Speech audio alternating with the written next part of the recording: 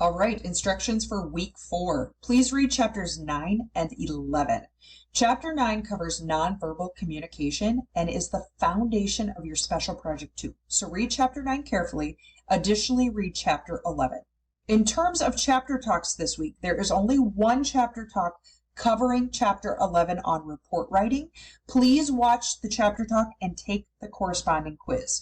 No chapter talk on chapter 9 as you will be doing the teaching this week in your special project 2. Okay, so you have your chapter talk and quiz, you have the reflection. Let's talk about special project 2.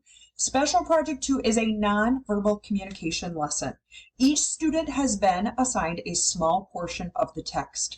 You will be responsible for teaching that component of the text to the class via a presentation.